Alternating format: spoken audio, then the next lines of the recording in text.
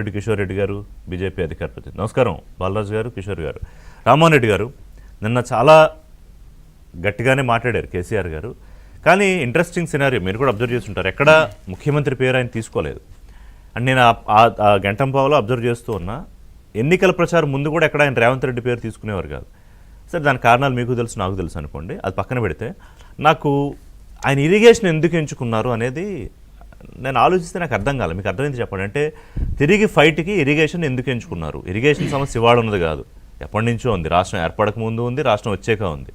సరే, ఉత్తమ్ కుమార్ రెడ్డి కౌంటర్ ఇచ్చారు, ముఖ్యమంత్రి కూడా చాలా సీరియస్గా మాట్లాడారని మీరు పక్కన కూడా ఉన్నారు. చెప్పండి, ఏం జరిగింది? రిషి గారు, ముందుగా మీకు ప్యానల్ ఉన్న పెద్దలకి అండ్ ఏపీ ప్రేక్షకులందరూ కూడా గుడ్ మార్నింగ్.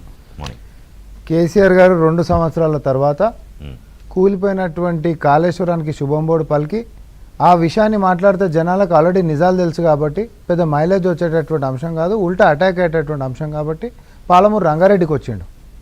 కానీ పాలమూరు రంగారెడ్డి వ్యవహారంలో కూడా మరి కేసీఆర్ గారి యొక్క పద్ధతి ఏమైనా మారిందా? గతంలో అధికారంలో ఉంటున్నప్పుడు చెప్పినటువంటి అబద్ధాల యొక్క అలవాటు కానీ, అహంకారం కానీ, ఆ దురుసుతనం కానీ ఏమైనా పోయినాయా? ఈ మధ్యకాలం ఈ మధ్యకాలం కొంచెం ఆరోగ్యపరమైనటువంటి ఇష్యూస్ ఉన్నాయని వాళ్ళే లీకులు ఇస్తేనే మనమేదో చెప్పినాం, లేకపోతే మనకేం కలబడదు. సరే, ఆరోగ్యం బాగుండాలనే కోరుకున్నాము మా పార్టీ కానీ, ముఖ్యమంత్రి వర్యులు రేవంత్ రెడ్డి గారు కానీ. ఆయన మంచిగా ఉండాలని కోరుకున్నాము. మంచిగా అయినాక ప్రజాక్షేత్రంలోకి అసెంబ్లీకి రావాలని చెప్పి మనం కోరుకున్నాం. ఒకసారి ప్రభుత్వం ఏర్పడ్డ తర్వాత ఇరిగేషన్ మీద మనము సెషన్ పెట్టుకొని మరి మనం డిస్కస్ చేసుకున్నాం అసెంబ్లీలో. ఆయల్లా ప్రతిపక్ష నాయకుడు కేసీఆర్ గారు అసెంబ్లీకి రాలే. నీళ్ళకి నీళ్ళు పాలకు పాలు తేలిపోయేది కదా. ఈరోజు వచ్చేసేసి ప్రెస్ మీట్ పెట్టేసి ప్రశ్నలు లేకుండా సాయంత్రం 7:30 అయిందని వెళ్ళిపోయింది. మళ్ళీ అదేం అలవాటు కూడా మారలే. కానీ ప్రశ్నలు తీసుకున్న కనీసము పాలమూరు రంగారెడ్డి మీ అప్పుడు సార్ వాళ్ళు అంటున్నారు, కాంగ్రెస్ వాళ్ళు సెషన్ పెట్టిరు, ఇప్పటి వరకు 1 ఎకరాకు కూడా నీళ్ళు ఇవ్వలేదు, ఆయకట్టు అసలు నీళ్ళు ఇచ్చా అన్నటువంటి వసతి లేదని ఒక్క ప్రశ్న అడిగేటోళ్ళు కదా. ప్రశ్నలు ఎందుకు తీసుకోలేదు కేసీఆర్ గారు? చట్టసభలకు వచ్చి చర్చించేది లేదు. సరే, ఇప్పుడు నేను ఒకటే అంటా, మేము అధికార ప్రతినిధులు, మనం టీవీ చర్చలలో మనం మాట్లాడుకుంటాం, ప్రజాక్షేత్రంలో ప్రజలు మాట్లాడుకుంటుంటారు. కానీ శాసనసభ్యులు కాబట్టి మీరు శాసనసభలో మాట్లాడుకుంటే అది అధికార పక్షమైనా లేకపోతే ప్రతిపక్షమైనా ఆన్ రికార్డు ఉంటుంది. మేమేం మాట్లాడినా మీరేం మాట్లాడిరు, పాలకు పాలు నీళ్ళకి నీళ్ళు, వాళ్ళు ఏం ప్రాజెక్టులు చేసిరు, ఏం పర్మిషన్లు తెచ్చిరు. నిన్న మాట్లాడింది అదేదో నువ్వు అసెంబ్లీలో మాట్లాడేది ఉండే. నువ్వు చెప్పిన కహానీ మొత్తం నువ్వు ఇప్పటికేంచి పోలే. నువ్వు తెలంగాణ ఉద్యమం 2001 వచ్చినావు. చంద్రబాబు నాయుడు గారి పేరు తీసుకొని ఎన్నిసార్లు పేరు తీసుకుంటూ తర్వాత రేవంత్ రెడ్డి గారికి, చంద్రబాబు నాయుడు గారికి ఏదో లైన్ కలిపేటటువంటి పాపం ఎఫర్ట్ పెడతా ఉన్నారు. కానీ అవన్నీ పెద్ద పేలేటివ్ కాదు. ఇప్పుడు మళ్ళీ ఆ ప్రయత్నం చాలా నిన్న చాలా స్పష్టంగా కనిపించింది. 15 సార్లు చంద్రబాబు నాయుడు పేరు ప్రస్తావించారు. రేవంత్ రెడ్డి గారిని ఢీ కొట్టాలి అని అంటే సంక్షేమమైన, అభివృద్ధి అయినా లేకపోతే ప్రజాక్షేత్రంలో అందుబాటులో ఉంటున్నటువంటి వ్యవహారం అని ఏదో ఒక అంశం ఎత్తుకోవాలి కేసీఆర్ గారు. ఏడైనా ఉంటే కదా. మీ ప్రభుత్వానికి సర్వభ్రష్ట ప్రభుత్వం అని బిరుదిచ్చారు ఆయన.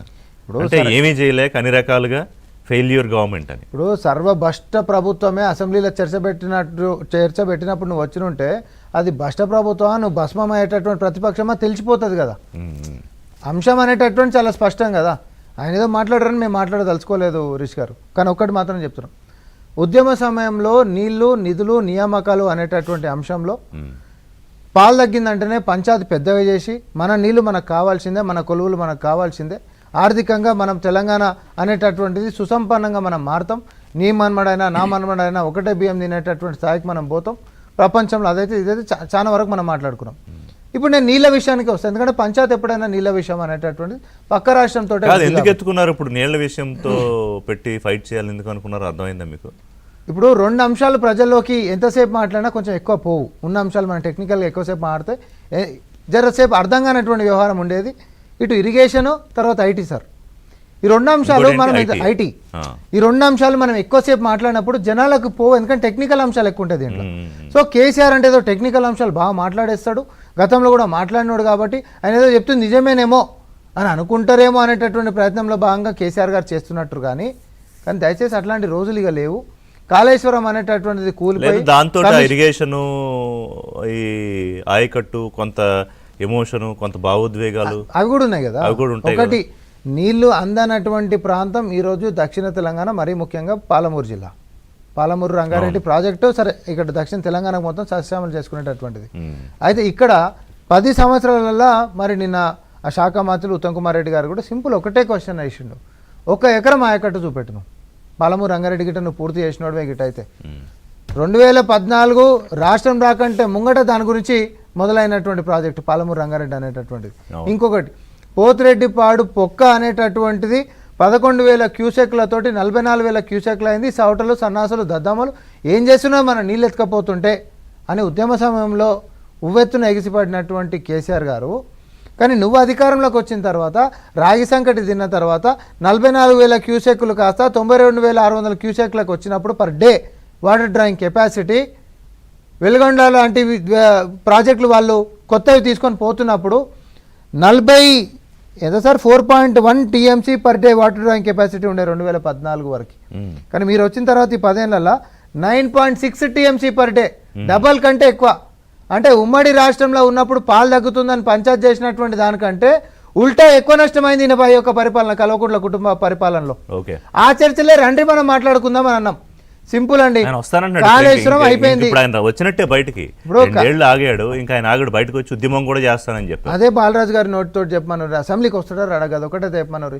కాళేశ్వరం అయిపోయింది సార్, కాళేశ్వరం అంశం ఇక ఆయన ఎత్తాడు, ఎందుకంటే అధికారుల మీద నెట్టేసిండు, కూలింది కాబట్టి, నీళ్లు తోడేటటువంటి విషయం లేదు కాబట్టి.